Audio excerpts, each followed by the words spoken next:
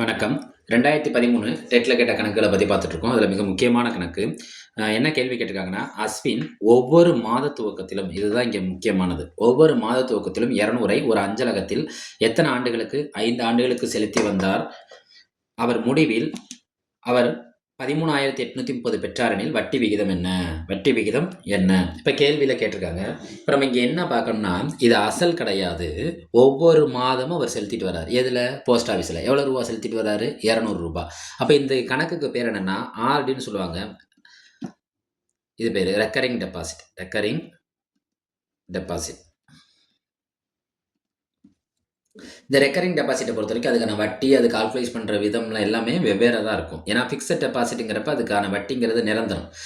Recurring டெபாசிட்டுக்கும் அது வட்டி நிரந்தரம். ஆனால் நம்ம செலுத்தி வரும் தொகையோட அசலுங்கிறது ஒவ்வொரு மாதமும் என்ன ஆகிட்டே இருக்கும்னா இன்க்ரீசிங் மெத்தடில் போயிட்டே இருக்கும். ரைட்டா? அதில் ஃபஸ்ட்டு நம்ம என்ன கண்டுபிடிக்கணும்னா, தொகை. அவர் பெரும் தொகை எவ்வளோ? 13,830 ரூபா. அப்போ அவர் எவ்வளோ கட்டியிருக்காருங்கிறத நம்ம தெரிஞ்சுக்கணும்னா, அந்த கட்டியிருக்காருங்கிறது என்னென்னா அசல் ப்ளஸ் தவணை அவர் எவ்வளவு தவணை கட்டியிருக்காரு? எத்தனை தவணை கட்டியிருக்காரு? அசலுங்கிறது என்னன்னா 200 5 ஆண்டுகளுக்கு செலுத்துறாரு. அதுதான் அதோட தவணை. அப்ப 5 ஆண்டுகள்ங்கிறப்ப ஒரு ஆண்டுகளுக்குங்கிறது 12 மாதம். அப்ப 5 ஆண்டுகள்ங்கிறது 5, 12 60 மாதங்கள் அவர் தவணையில செலுத்தியிருக்காரு. ஒவ்வொரு மாதமும் அவர் எவ்வளவு செலுத்தியிருக்காரு? ரூ. 200. அப்ப இதை நம்ம பெருக்கினா நம்மளுக்கு என்ன கிடைக்கும்? 6 2 12. எத்தனை 0 ஆயிரும்? 3 0 ஆயிரும். அப்ப அசல் தொகை இருக்கு. இதுல நம்ம யாரை கண்டுபிடிச்சிடலாம்? எளிமையா தனி வட்டியை கண்டுபிடிச்சிடலாம். இப்ப அவர் எவ்வளவு பெறுகிறாரு? 5 ஆண்டுகள் முடிவுல 13,830 ரூபா பெறுகிறாரு. அசல் எவ்வளவு ஆகுது? 12,000. இப்ப நம்மளுக்கு என்ன தேவை? தனி வட்டி. நம்மளுக்கு என்னைக்குமே தொகைங்கிறது யார் யாரு சேர்ந்து இருக்கும்னா, அந்த அசல் பிளஸ் தனி வட்டி சேர்ந்ததுதான் என்னது? தொகை. இதுல இருந்து தனி வட்டிங்கிறது என்னன்னா, இந்த பிளஸ் 12,000 இங்க வந்தா என்ன 12,000 ஆயிரும்? மைனஸ் 12,000 ஆயிரும். இப்போ 13,830ல் 12,000 போச்சுன்னா அவர் பெரும் தனி வட்டி மட்டும் அவர் கட்டிய தொகைக்கு எவ்வளோ வட்டி பெறாருன்னா 1,830 ரூபா. முதல் ஸ்டெப்பு முடிஞ்சிருச்சு. அடடா கணிதம் சேனலை லைக் பண்ணுங்க, சப்போர்ட் பண்ணுங்க, சப்ஸ்கிரைப் செய்யுங்க. அடுத்து தனி வட்டியை வச்சு நம்ம என்ன கண்டுபிடிக்கலாம்னா, இப்போ ரேட் ஆஃப் இன்ட்ரெஸ்ட் அவங்க கேட்டிருக்கிற கேள்வியில் என்னன்னு பார்த்தீங்கன்னா, அவர் 13,830 பெற்றாரெனில் வட்டி விகிதம் தான் கேட்குறாங்க. இப்போ ரேட் ஆஃப் இன்ட்ரெஸ்ட் கேட்குறாங்க. நம்மளுக்கு தனி வட்டிக்கு என்ன ஃபார்முலா தெரியும்? Simple interest equal to PNR/100. Simple interest எவ்வளோ? 1,830. அசல் எவ்வளோ? இங்கே மட்டும் நம்ம என்ன முழுமையாக கவனிக்கணும்னா, இங்கே நம்ம என்ன செய்ய போகிறோம்னா, அசலுங்கிறத ஒரு ஒவ்வொரு மாதமும் செலுத்திய தொகையை போட போகிறோம். எண்ணுங்கிறது இங்கே என்னென்னா ஏழெண்களின் கூடுதல். என்ன எண்களின் கூடுதல்? ஏழெண்களின் கூடுதலை தான் எடுத்துக்க போகிறோம். ஏன்னா இது என்ன முறையில் போகுதுன்னா ரெக்கரிங் டெபாசிட்டில் போகுது. நார்மல் டெபாசிட் கிடையாது, ரெக்கரிங் டெபாசிட்டில் போகுது. அப்போ ஏழெண்களின் கூடுதலுக்கு என்ன ஃபார்முலானா 1 2 3ன்னு இப்படி போயிட்டே இருக்கா.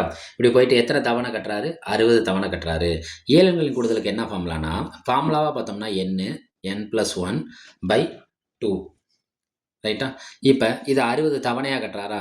அப்போ 60 61/2. இது எல்லாமே மாதங்கள் இருக்கிறதுனால நான் கீழே இன்னொரு நம்பர் என்ன சேர்த்துக்கிறேன்னா 12. ஏன் நான் 12 சேர்த்துக்கிறேன்? எல்லாமே மாதங்கள் இருக்குது. ஒரு வருஷத்துக்கு எத்தனை மாதம்? 12 மாதம். ரைட்டா? இப்போ நான் அசலுங்கிற இடத்துல என்ன பண்ணணும்னா, ஒவ்வொரு மாதமும் எவ்வளோ செலுத்திட்டு வராரு? 200 பெருக்கல். இப்போ நம்ம ரெக்கரிங் டெபாசிட்டுங்கிறத நம்ம கண்டுபிடிச்ச ஃபார்முலா என்ன? 60 60 கூட்டினா 61/2. இது ஃபார்முலா. இந்த 12ங்கிறது அவர் செலுத்திய மாதங்கள் நான் என்னவா மாற்றலாம்னு முயற்சி பண்ணுறேன்னா வருடங்களாக கணக்கிட பண்ணுவோம். அப்போ ரேட் ஆஃப் இன்ட்ரெஸ்ட் என்ன? 6 டிவைடட் பை என்ன போடுவோம்? 100. இந்த 0க்கு இந்த 0 என்ன ஆயிரும்? கேன்சல் ஆயிரும். இந்த 0க்கு இந்த 0 என்ன ஆயிரும்? கேன்சல் ஆயிரும். இந்த 2க்கு இந்த 2 என்ன ஆயிரும்? கேன்சல் ஆயிரும். 12 5 12 என்ன கிடைக்கும்? 60. 1,830 ஈக்குவல் டு 5 பெருக்கல் 61 பெருக்கல் 6. நம்மளுக்கு ரேட் ஆஃப் இன்ட்ரெஸ்ட் தானே தேவை. அப்போ ரேட் ஆஃப் இன்ட்ரெஸ்ட் ஈக்குவல் 1,830. இந்த 5 61 என்ன ஆயிரும்னா பெருக்கல் இருக்க 2 இங்கிட்டு வரப்போ என்ன ஆயிரும்? வகுத்தல் ஆயிரும். இப்போ கண்டுபிடிப்போமா? அப்போ R equal to 1,830 divided by 5 பெருக்கல் 61. நான் முன்னாடி சொன்ன மாதிரி தான் இதோட முடிவு நம்பர் என்னன்னு பாருங்கள். இதில் இருக்க ஒற்றை எண் என்னன்னு பாருங்கள். இதில் இருக்க முடிவு ஒற்றை எண் என்ன? 3. இதில் இருக்க ஒற்றை எண் என்ன? 1. 1 எதால் பெருக்கினா 3 கிடைக்கும்? 3ஆல். அப்போ 61 3ஆல் பெருக்கி பாருங்கள். 3 3 3 18 183 கிடைக்குதா? எத்தனை 61 சேர்ந்தா 183 வரும்னா 363. பக்கத்தில் யார் இருக்கா? ஒரு 0.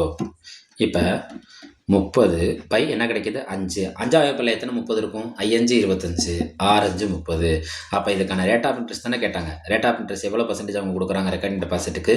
6%. அப்போ ரெக்கரிங் டெபாசிட்டுக்கு என்ன கொடுக்குறாங்க? 6%.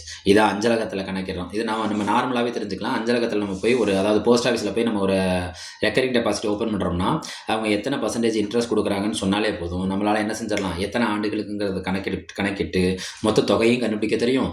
மொத்த தொகை இவ்வளோ வருதுன்னு சொன்னாங்கன்னா அதை வச்சு நம்மளால் என்ன கண்டுபிடிக்க முடியும்னா வட்டி விகிதமும் கண்டுபிடிக்க முடியும்.